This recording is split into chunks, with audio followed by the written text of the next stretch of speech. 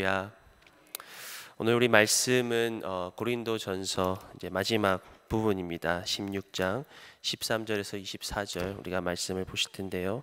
오늘 특별히 오늘은 이제 전서 전체의 내용을 결론적으로 얘기함과 동시에 특별히 이 공동체로서 교회로서 또 사도 바울이 고린도 교회에게 권면하는 그런 내용들을 우리가 볼 수가 있습니다. 바울은 고린도 교회의 또 사도로서 또 그들의 영적인 아비로서 여러 가지를 권면하고 있는데요. 그래서 오늘 본문에서 배울 수 있는 이런 공동체로서의 그런 교훈들을 같이 좀 나누기를 원합니다. 먼저 13절 보시면은 깨어 믿음에 굳게 서서 남자답게 강건하라. 여기서 지금 사도 바울은 깨어 있어라, 또 믿음에 굳게 서서 또 남자답게 강건하라라고 계속 얘기하고 있는데요. 먼저 첫 번째 이 깨어 있어라라는 그런 좀 단어를 같이 보기로 합니다. 깨어 있어라. 그래서 사도 바울이 이 고린도 교회 성도들에게 먼저는 깨어 있어라. 깨어 있어라는 단어가 이 원어적인 그 뜻은 이렇게 지켜보다, 또 망보다, 정신 차리다, 뭐 경계하다 이런 뜻으로 좀 해석할 수가 있더라고요. 그래서 여기서 두 가지를 좀 생각해 봤습니다. 첫 번째, 깨어 있다라는 의미는 무엇인가? 바로 예수 그리스도의 재림을 준비하면서 깨어 있어라라는 그런 우리가 표현이라고 할 수가 있겠습니다.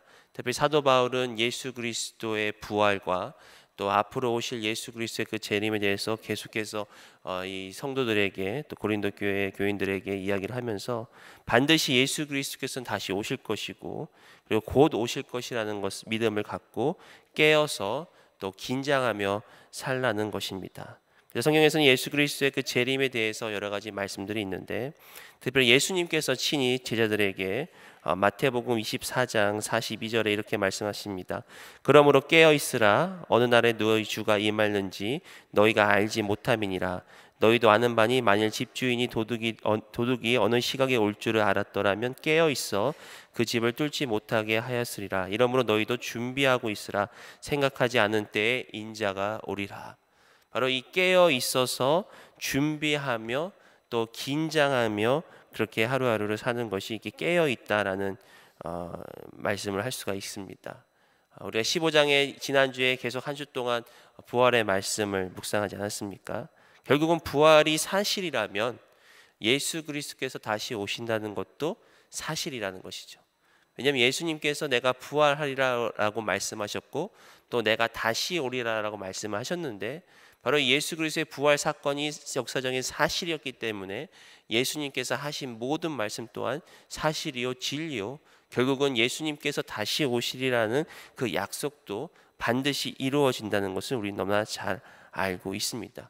그렇기 때문에 예수를 믿는 성도들이라면은 예수님께서 다시 오신다는 것을 우리가 늘 기억하며 또 기다리며 그렇게 살아가는 것입니다.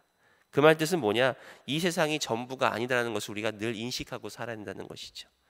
세상 사람들은 이 세상에 있는 것들이 다 모든 것이니 마냥 그렇게 살아가고 또 이 세상의 것들을 추구하며 살지만, 우리 믿는 성도들은 이 세상에 있는 것이 전부가 아니다라는 것을 우리 늘 기억하고 있어야 됩니다. 그러므로 삶 가운데 여유와 또 긴장을 같이 갖고 있어야 한다는 것이죠. 세상 것에 대해서는 우리가 여유가 좀 있어야 됩니다. 요즘 세상은 너무나 바쁘게 돌아가고 너무나 이렇게 많은 것을 소유하려고 하고 가지려고 하다 보니까 참 여유가 없습니다. 그러나 우리 믿는 성도들은 어느 정도 세상에 대해서는 없어도 부족해도 그런 여유로운 마음을 가지시기를 축원드립니다. 얼마 전에 이게 오은철 목사님께서 어떤 신문 기사를 잠깐 보여주셨는데, 미국의 그 행복 지수가 한 1년에 한 10 정확히 기억 안 나는데요, 한 13만 불, 14만 불 정도 벌면 이게 미국 사람들이 생각하는 행복의 그 지수라고 하더라고요. 물론 저는 그렇게까지 벌 수는 없지만 생각해 보면은 사실 이 10만 불, 14만 불이 물론 적은 돈은 아닙니다. 하지만 이게 미국 사람들 뭐 기업 재벌들이 봤을 때는 지극히 그렇게 큰 돈 또 아니거든요. 근데 10만 불을 1년에 버는 것이나 100만 불, 1000만 불 버는 것이나 사실은 이 행복에 관해서는 큰 차이가 없다라는 게 이제 그런 이렇게 설문조사로 이렇게 나온 기사를 잠깐 읽은 적이 있거든요. 그러니까 우리가 세상 생각으로 할 때는 많이 가지면 더 행복한 것 같고 또 풍성 모든 것이 다 있는 대로 있으면 행복한 것 같지만 우리 어제 말씀도 우리 지율 말씀도 마찬가지지만 밖에서 아무리 잘 돼도 이 집안에서 그 가정에 불화가 있으면 얼마나 불행합니까? 그래서 또 혹자는 이런 얘기를 하더라고요. 이게 침대에 가만히 누워가지고 베개에 기대 있을 때 그때가 가장 행복하다고. 아무리 이렇게 세상에서 힘들게 살고 열심히 벌어도 그냥 그 어떤 소소한 행복, 작은 행복. 근데 우리에게는 사실 이 행복이 작은 것이 아니라는 것이죠. 왜냐하면 예수 그리스도의 부활이 우리 가운데 있고, 그리고 예수님께서 다시 오셔서 언젠가는 영원한 천국에 영원한 만족을 주신 주님과 함께 산다는 우리에게는 그러한 약속이 보장되어 있기 때문에, 그렇기 때문에 이 약속이 오히려 세상에 대해서는 여유가 생긴다는 거예요. 그렇죠? 가진 자의 여유라고 그러잖아요. 그렇죠? 우리는 천국의 소망을 가진 자입니다. 그렇기 때문에 이 세상에 있는 것들에 연연하지 말고 여유를 가지고 천국의 그 소망을 갖고 사는 것이 바로 깨어있는 삶이라는 것입니다. 또한 천국의 소망과 더불어 우리는 천국의 상급을 기대하며 사는 것입니다. 이 땅에서 무엇인가 공로를 이룰 것이 아니라 바로 영원한 천국에 쌓아질 공로를 우리는 늘 생각하며 사는 것입니다. 그렇게 살다 보면 우리의 우선순위가 바뀌게 되어 있고, 그렇게 살다 보면은 우리가 진정으로 이 땅 가운데서 추구해야 될 것이 무엇인가, 특별히 하늘나라 우리 하나님께서 아버지께서 우리에게 분명히 천국의 창고를 쌓으라고 말씀하셨는데, 우리 지난주 또 우리 오 목사님께서 천국에도 홈레스가 있다는 말에 제가 좀 이렇게 굉장히 이렇게 좀 많이 다가오더라고요. 그러면서 이 천국에 우리가 집을 장만하기 위해서 이 땅에 사는 것이 아닙니까? 근데 천국의 집을 장만하는 방법은 이 땅에 사는 사람들과는 다른 방법이죠. 깨어 있어서 늘 그것을 생각하며 사는 것입니다.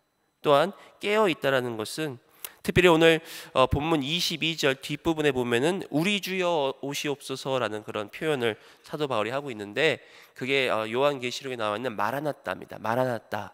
그러니까 마라나따 주 예수여 어서 오시옵소서라는 어떤 기대와 또 기다리는 그런 신부와 같은, 이렇게 신랑을 기다리는 신부와 같이 늘 깨어 있는. 그래서 예수님께서도 이 마태복음의 25장인가요? 준비하는 신부, 깨어있는 신부에 대해서 말씀하고 있지 않습니까? 그렇기 때문에 우리는 깨어서 이 땅을 살아간다는 것이죠. 또한 이 깨어 있어라 라는 그 단어의 또 다른 또 뜻은 뭐냐면 바로 경계하다, 특별히 이 세상의 것들로부터 마음을 지키라라는 그런 뜻도 갖고 있습니다. 그래서 오늘 본문의 이 영어 성경에 보면은 마음을 지키라는 그런 표현이 더 가까운데요. 특별히 아까도 말씀드렸지만 우리가 이 세상에 있는 것들이 썩어져 없어진다면, 우리가 진정한 영원한 천국의 소망을 갖고 있는 자라면 이 세상의 것들로부터 우리는 또한 마음을 지킬 줄 알아야 됩니다. 왜냐하면 세상엔 참 좋은 것도 많습니다. 그렇죠? 저는 솔직히 말씀드리면 돈을 참 좋아하는 것 같습니다. 그래서 하나님께서 목회를 시키지 않았나 그렇게 생각할 때도 있는데, 참 돈을 참 좋아합니다. 돈 좋잖아요, 그렇죠? 또 명예도 좋습니다. 또 명성도 좋습니다.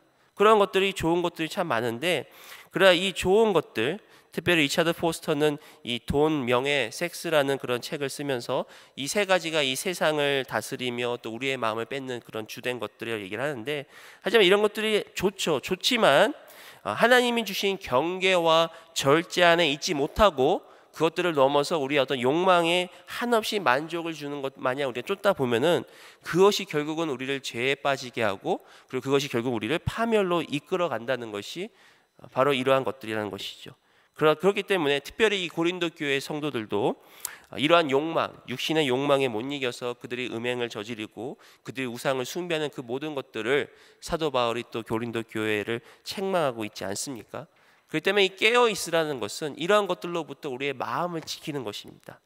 그렇기 때문에 우리가 천국의 소망을 품고 또 세상이 추구하는 것들을 우리가 추구하는 것들로부터 마음을 지켜 또 경계를 하는 것이 바로 깨어 있으라라는 사도 바울의 권면이라는 것입니다. 그렇기 때문에 우리가 예수 그리스도께서 반드시 오신다라는 그런 재림을 늘 인식하면서 또 소망을 품고 세상의 유혹으로부터 우리 마음을 지켜야 할 줄 믿습니다.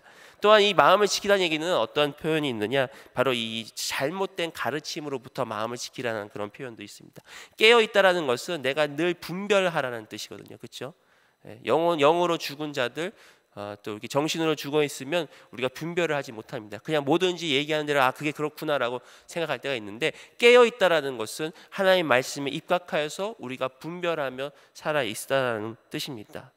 특별히 이 고린도 교회의 성도들에게도 부활이 없다, 육신의 부활이 없다라는 그런 이교도의 가르침이나 또 영지주의나 그런 어떤 이단들이 있었습니다. 지금도 마찬가지죠. 수많은 이단들이 계속해서 교회를 흔들려고 하고 또 교회를 미혹하게 합니다. 참 안타까운 것은 그러한 이단의 가르침에 꼭 젊은이들이 항상 모여 있다라는 거예요. 그렇죠? 참 뭐 지금도 마찬가지지만 한동안 신천지 때문에 교회들이 많이 어렵고 또 사회적으로 많은 그런 그런 어려움들이 있었는데, 근데 그 신천지의 수많은 청년들을 볼 때마다 너무 마음이 안타까운 거예요. 왜 청년들은 저렇게 잘못된 가르침, 진리가 아닌 것에 저렇게 거의 목숨을 걸 정도로 저렇게 열광할까? 참 그게 늘 마음 가운데 또 의문이 들면서, 진정으로 우리가 진리가 우리를 자유케 하고 또 진리가 우리를 진정한 구원으로 이끄는데, 그런 진리를 깨닫지 못하는 저들의 모습을 보면서 참 안타까울 때가 너무나 많이 있습니다. 깨어 있다라는 것은 우리가 하나님 말씀에 온전히 입각하여서 분별한다는 것입니다. 그것을 통해서 우리의 마음을 지킨다는 것입니다. 그렇기 때문에 하나님을 알고 또 우리가 성경을 알음을 통해서, 말씀을 더 깊이 알음을 통해서 정말 하나님을 우리가 온전히 알아가는, 그러므로 세상의 잘못된 가르침들, 이단들, 이교도들, 이런 것들을 우리가 마음을 지키는 것이죠. 그래서 잠언 4장 23절에 이런 말씀하고 있죠.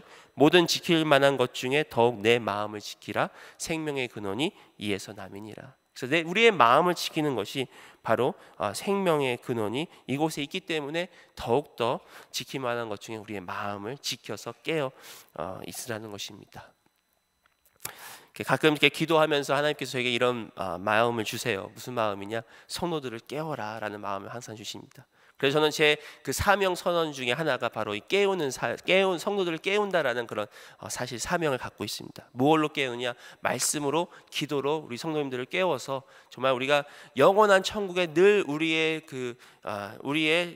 시선을 늘 영원한 천국에 두고, 그리고 이 세상의 것들로부터 우리가 분별된, 특별히 하나님께서 우리를 거룩한 자로 부르시지 않으셨습니까? 그러니까 구별되고 또 세상의 것들을 분별하고 그래서 깨어서 살아가는, 그러니까 주님을 기쁘시게 하는 그런 성도가 되게 하자. 저 자신부터 그렇게 살고 또 여기 있는 우리 성도님들도 그런 동일한 하나님의 사람으로 세워나가는 것이 또 저의 사명이고 또 저와 여러분들의 부르심인 줄 믿습니다.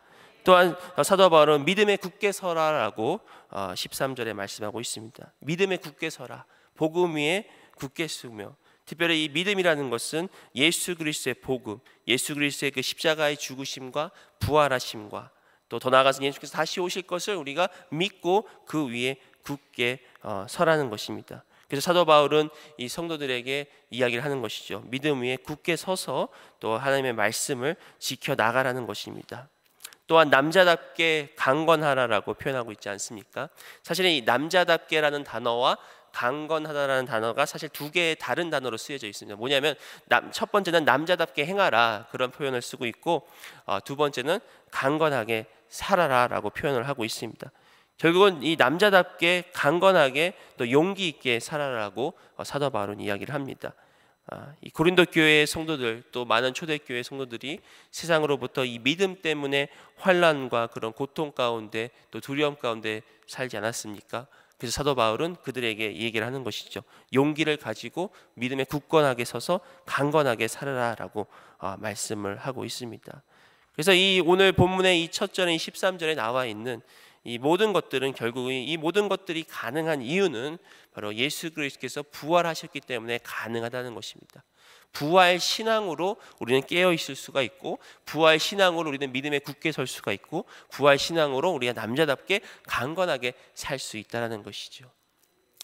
세상에 그 어떠한 어려움이 있을지라도, 그 어떠한 환난과 고통 가운데 있을지라도 우리를 흔들리지 아니하는 것은, 그것은 왜냐하면 바로 주님의 예수 그리스도의 복음에 우리가 믿음 위에 우리가 뿌리를 깊게 내리고, 그리고 바로 예수 그리스도의 부활의 능력이 우리의 부활의 능력이 되기 때문입니다. 고린도전서 15장에 말씀하셨지만 부활은 사실이기 때문에 바로 부활은 우리의 믿음을 확증하고 또 부활은 예수 그리스도의 복음을 확증해 줍니다. 그렇기 때문에 우리가 이러한 삶들이 가능하게 되어 있다라는 것이죠. 14절을 보시면 너희 모든 일을 사랑으로 행하라. 사도 바울은 이 13절과 14절을 계속해서 이야기를 하면서 결국은 이 모든 것은 사랑이다, 사랑으로 행하라 라고 우리에게 말씀하고 있습니다. 아마 우리가 계속해서 이 기독교의 본질은 사랑이며, 또 여러분들도 계속해서 이 사랑에 대한 말씀을 우리가 듣고 또 계속해서 묵상하고 있지 않습니까? 그래서 그러므로 주님께서 불러주신 이 교회, 또 공동체는 바로 이 사랑으로 서로를 섬겨 나간다는 것이죠. 고린도전서 12장에서 14장은 이 은사장으로 우리가 너무나 잘 알고 있습니다. 우리가 같이 묵상했지만 결국은 교회의 수많은 그런 은사들, 그러나 고린도 교회의 성도들은 그러한 은사들을 잘못 오해하고 또 그 은사들을 통해서 오히려 자기 자신을 높이고 서로 비교하며 그러한 모습들을 보이고 있는데, 이러한 사도 바울은 이 고린도 전서 12장, 13장, 14장을 계속해서 얘기하면서 결국 그 중간에 그 모든 은사의 핵심은 사랑에 있다라고 또한 역설을 하고 있지 않습니까? 그래서 이 모든 그 은사를 14장 26절에 보시면은 모든 것은 덕을 세우기 위하여 하라라고 얘기하고 있습니다.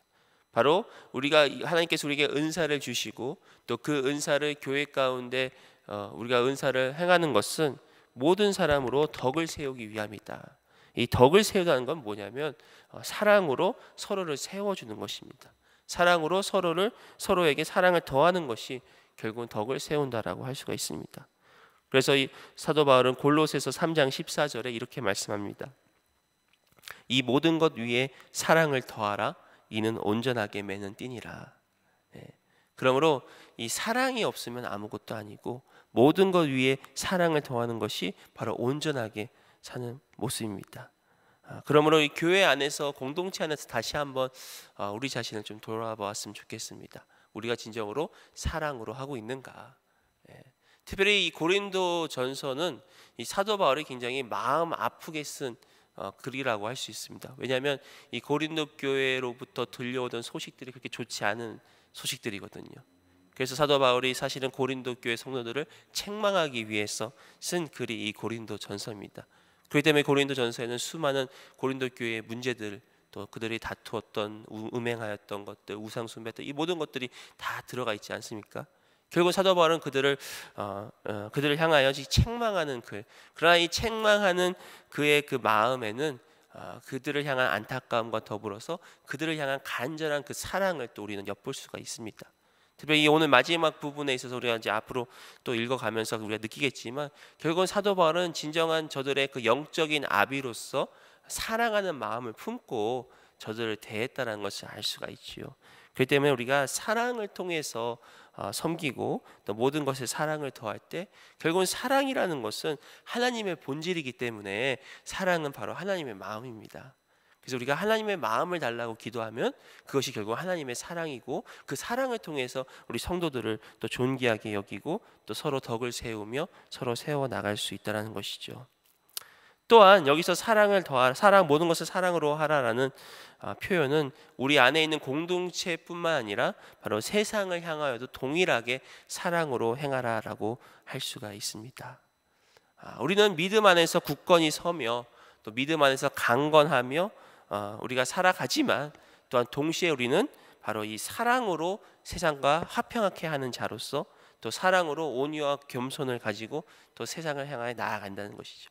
그러니까 안으로는, 우리의 마음 안으로는 우리가 강건하게 세상으로부터 또 마음을 지키고 또 믿음으로 강건하게 살지만 또 더 나아가서는 이 사랑을 우리가 화평케 하는 자, 우리 어제 주의 말씀처럼 이 화평케 하는 자들로서의 또 부르심이 우리 가운데 있다라는 것이죠. 우리가 어떻게 화평케 합니까? 그것은 바로 사랑입니다. 그러니까 세상을 안타깝게 여기고 세상을 바라보는 그 하나님의 마음을 가지고 동일하게 우리가 세상을 사랑하는 거죠. 그러니까 여기서 세상을 사랑하는 의미는 아까 얘기했던 세상의 좋은 것들을 내가 이렇게 그것에 연연하다는 그런 의미가 아니라 바로 하나님께서 세상을 이처럼 사랑하셨다라고 요한복음 3장 16절에 말씀하신 것 같이 우리도 영원의 시각을 가지고 저들을 사랑해야 한다는 것입니다. 참 이게 모든 게 어떻게 보면 신앙생활은 굉장히 역설이 많아요, 그렇죠? 우리가 마음으로는 강건해야 되지만 또 결국은 사랑으로 또 저들을 바라봐야 되고 결국은 사랑이 결국은 저들을 이기는 방법이라고 하나님께서 우리에게 말씀하고 있다는 것이죠. 어떤 무력을 행사하고 뭐 권력을 행사하고 뭐 힘을 행사하는 것이 아니라 사랑을 통해서 저들을 변화시키고 사랑을 통해서 결국은 주님도 역시 마찬가지로 십자가에서 예수 그리스도의 그 사랑과 또 보혈을 통해서 온 세상을 구원하시지 않으셨습니까? 그러한 예수 그리스도의 그 역설적인 사랑과 예수 그리스도의 역설적인 그런 바로 그 사역이 우리에게도 동일하게 부르심으로 있다는 것입니다. 그러므로 우리가 세상을 또한 바라보는 시각은 참 이 세상에 참 계속해서 하나님을 멀리하고 계속해서 말씀에 대적하는 이 세상의 모습을 보면서 우리가 필요하면은 믿음에 굳건히 서서 저들에게 또 책망을 해야 될 때가 있습니다. 하나님의 말씀을 선포해야 될 때가 있습니다. 그러나 그 말씀의 그 이면에는 반드시 사랑이 있어야 된다는 것이죠. 사랑이 있을 때 저들은 변화할 수 있다는 것이죠. 사랑이 있을 때 저들은 주님께로 돌아온다는 것입니다. 그러한 사랑으로 충만해지시기를 소원합니다. 네, 15절 또 16절을 보시면 형제들아 스데바나의 집은 곧 아가야의 첫 열매요 또 성도 섬기기로 작정한 줄을 너희가 아는지라 내가 너희를 권하노니 이 같은 사람들과 또 함께 일하며 수고하는 모든 사람에게 순종하라. 사도 바울은 여기서 스네바다라는 그 인물을 이야기를 합니다. 스데바나라는 집은 바로 이 아가야라는 지방의 첫 열매였다라고 15절에 말씀하고 있습니다. 그 아가야라는 그 지방이 이 그런 헬라의 남쪽의 지방인 것 같습니다. 그래서 그 지역에서 처음 예수를 믿고 또 그 집이 구원을 받고 결국은 거기서 더 나아가서 이게 성도 섬기기로 작정하였다. 또 고린도전서 1장 16절에는 사도 바울이 직접 스데바나에게 세례를 베풀었다라고 또 이야기를 하고 있습니다. 참 이 어느 예수를 전혀 모르는 지역에서 처음 복음을 받아들이고 또 그 지역이 결국은 교회가 되고 성도를 섬기는 모습이 참 아름다운 모습으로 우리가 볼 수가 있습니다. 이 사도행전에 보면은 이 사도 바울이 곳곳에 돌아다니면서 결국은 예수님을 믿고 또 그 집이 교회가 되는 모습들을 우리가 성경 말씀 통해서 알고 있지 않습니까? 지금 이 순간에도 많은 어떤 이 미전도 종족이나 또 예수를 모르는 그런 지역에 우리가 처음 예수를 전하고 또 그것이 교회가 되는 것이 얼마나 아름다운 일인가 그런 감격에 또 우리가 생각할 수가 있겠습니다. 저도 인도에 가끔 이제 선교를 가다 보면은 정말 예수님을 안 믿는 전혀 예수를 모르는 그 지역에 처음 가서 첫 집에 가서 복음을 전해서 물론 때로는 어려울 때도 있지만 정말 그 사람들이 정말 예수 그리스도의 복음을 받아들이고 결국은 또 그 집이 그 지역의 교회가 되는 세워가는 것들을 많이 경험을 하게 됩니다. 그럴 때 정말 이 감격이 일로 말할 수가 없는 거예요. 예수님을 전혀 모르던 그 지역에서 처음 예수님을 믿고 그곳이 교회가 되고 그곳이 예배 장소 된다는 것. 더 나아가서 이 말씀처럼 이 스데바나는 성도를 섬기기로 작정하였다. 그러니까 처음 예수를 믿고 그가 더 나아가서 다른 사람을 섬기겠다.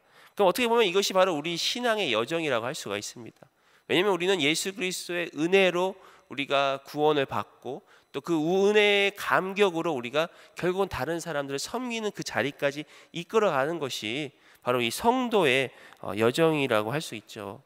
특별히 여기서 섬기다라는 단어가 이렇게 헬라어로 디아코니아라는 단어인데 이 디아코니아라는 단어가 바로 이 집사를 뜻하는 디컨, 그러니까 영어로는 디컨이죠. 집사를 뜻하는 단어의 어원입니다. 그러니까 이 집사라는 것은 교회에서 집사의 직분을 준다는 것은 이와 마찬가지로 우리가 섬기는 일을 직분을 감당한다는 뜻을 갖고 있습니다. 그렇기 때문에 예수를 믿고 우리가 서로 섬기는 그런 집사의 직분을 감당하는 것이 이것이 바로 어떤 성도의 모습이라고 할 수가 있는데 특별히 사도 바울은 16절에 이와 같은 사람들과 또한 함께 일하라고 얘기하고 있습니다.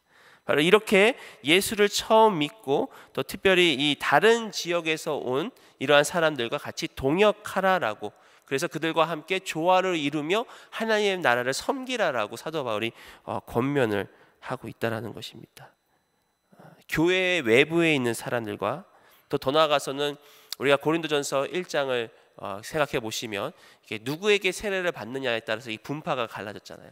게바에게 받았는지 뭐 바울에게 받았는지 뭐 이런 다른 사람들. 그런데 지금 그러한 것을 어떻게 보면 다시 한번 정리를 해주고 있는 거예요. 내가 비록 이 스데바나라는 사람이 나에게 세례를 받고 또 이 사람은 아가보라는 지역에서 온 그런 어떤 아가야라는 지역에서 온 어떤 그런 외부인이지만 그들과는 너희들이 동역할 줄 알아야 된다. 그들과도 조화를 이루면서 하나님 나라를 꿈꿔야 된다. 그러니까 교회를 넘어서서, 지역을 넘어서서, 그리고 더 나아가서는 이런 생각을 해봤어요. 누구에게 세례받느냐는 것이 요즘 말로 하면 약간 교단이라고 할 수 있겠더라고요. 교단. 어느 신학교에 나왔느냐. 예. 우리 교회는 참 재밌는 게 교단이 참 다양한 분들이 이렇게 목사님들 계세요. 가끔 이게 신학교 논쟁이 좀 붙습니다. 뭐 총신이 어떻더니, 뭐 장신이 어떻더니, 뭐 이러면서 가끔 이제 신학교가 어떻다고 이렇게 가끔 우리 강 목사님 이렇게 모여 있으면 말씀을 하세요. 물론 이렇게 농담처럼 얘기를 하지만 그게 너무 아름다운 거예요. 각자가 어떤 또 물론 이제 각 신학교마다 좀 강조하는 것과 주장하는 것이 조금 다를 수도 있지만 또 교단마다 또 스타일이 다를 수가 있지만 저는 좀 이렇게 짬뽕 교단입니다. 짬뽕 교단. 그래서 약간 좀 순복음 같은 장로 교단에서 제가 왔거든요. 그래서 제가 좀 약간 순복음 같은 장로 교단. 어쨌든 이게 여러 가지 교단과 이런 것들이 조화를 이루는 거예요. 조화를. 왜냐하면 각 교단과 각 신학교도 다 장점들이 있거든요. 이 장점들을 잘 살려가지고 조화를 이루는 거죠. 그러니까 저같이 이게 순복음 장로 짬뽕은 좀 이렇게 막 기도하고 막 이렇게 주여 하고 또 이렇게 조용한 또 이렇게 다른 뭐 모르겠어요. 그러면 또 말씀에 더 깊이 들어가고 그러니까 서로 이렇게 보완을 하면서 동역을 하고 있지 않습니까? 이런 모습들이 너무나 아름다운 모습이라는 것이죠. 우리 교회는 참 그래도 우리 성도님들 다 마음문이 열려져서 외부에 있는 사람, 우리 교회가 참 외부에 있는 분들도 많이 이렇게 섬기고 또 외부의 단체와도 많이 협력을 하는데 사실은 이게 교회끼리 협력하는 게 사실 쉽지 않거든요.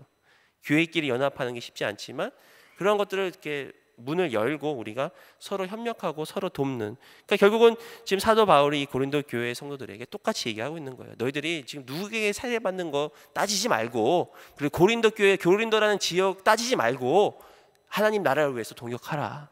하나님 나라에서 동역하라라고 이야기를 하면서 또 뭐라 그래요? 16절 뒷부분에 보면은 수고하는 모든 사람에게 순종하라라고 얘기를 하고 있습니다. 그래서 이 순종하라는 의미는 어떤 누구에게 더 권위가 있고 뭐 어떤 높고 낮음의 관계가 아니라 서로 순종하라는 얘기입니다. 서로 순종하라. 그래서 서로 존귀 여기고 또 서로의 말에 경청하면서 또 그들에게 좋은 것들을 우리가 알고 또 서로를 순종하라는 것이, 이것이 바로 이 하나님 나라의 또 교회의 진정한 교회의 모습이 아닐까라는 그런 생각이 듭니다. 그래서 어떠한 것들을 우리가 갖고 있는 어떤 분파나 생각들을 우리가 뛰어넘어서, 지역을 뛰어넘어서 다양한 사람들이 서로 조화를 이루면서 하나님 나라를 세워가는 그러한 모습들을 알 수가 있지요. 17절에 보시면은 내가 스데바나와 브느나도와 아가이고가 온 것을 기뻐하노니 그들이 너희의 부족한 것을 채웠음이라.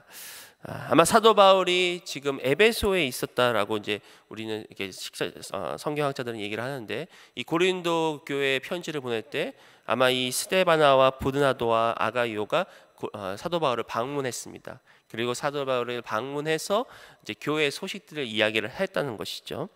그런데 사도 바울은 그때 이 세 사람의 방문을 굉장히 기뻐하였다라고 얘기를 하면서 17절에 그들이 너희의 부족한 것을 채웠다라고 그렇게 이야기를 하고 있지 않습니까? 좀 이 표현이 좀 사실은 어떻게 해석해야 되나 조금 이게 난해한 그런 부분인데 이렇게 볼 수가 있겠습니다. 바로 이 스데바나, 브느나도, 아가이고가 어떻게 보면 고린도 교회를 대표해서 사도 바울을 찾아갔습니다. 물론 그들이 고린도 교회의 문제점들과 또 여러 가지 소식들을 알리러 찾아갔지만 이 사도 바울과 이 세 사람의 만남은 결국은 사도 바울과 고린도 교회의 만남이라는 것이죠.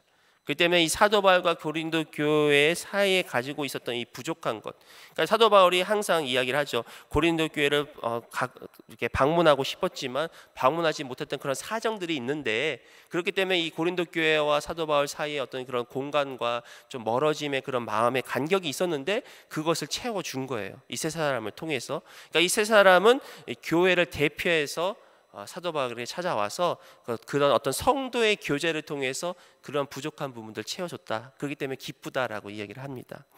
이것을 보면서 좀 이렇게 어떤 선교를 한번 생각해봤어요. 우리가 단기 선교를 떠나지 않습니까?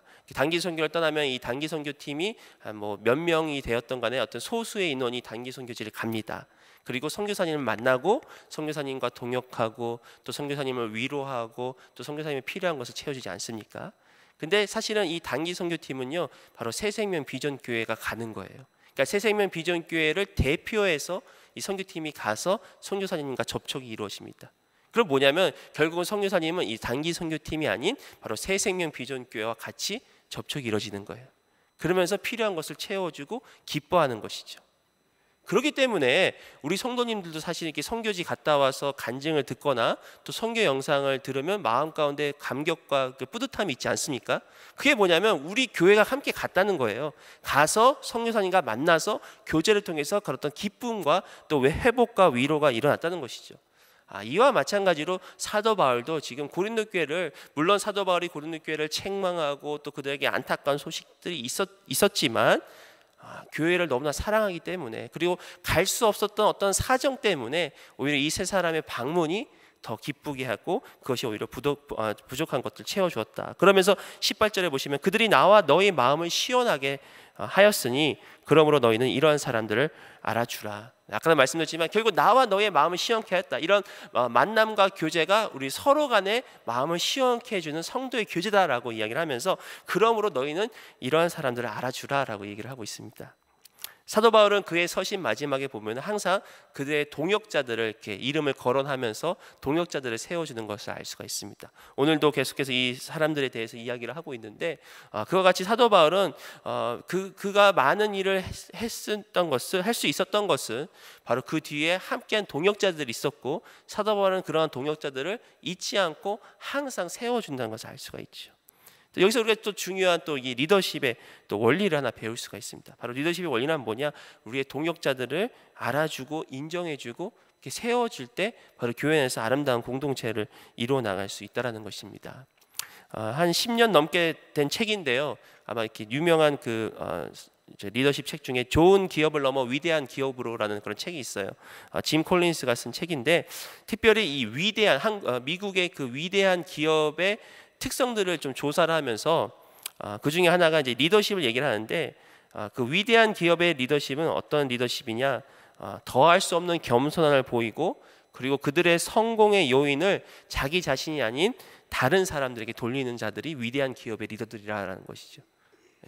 실제로 자기 어떤 그 기업의 성공을 자기 자신의 능력이나 어떤 재주로 얘기하는 것이 아니라 다른 사람들에게 돌리면서 또 더 나아가서는 어떤 환경, 또 더 나아가서는 행운까지 돌리는 그런 모습들을 보인다는 것입니다.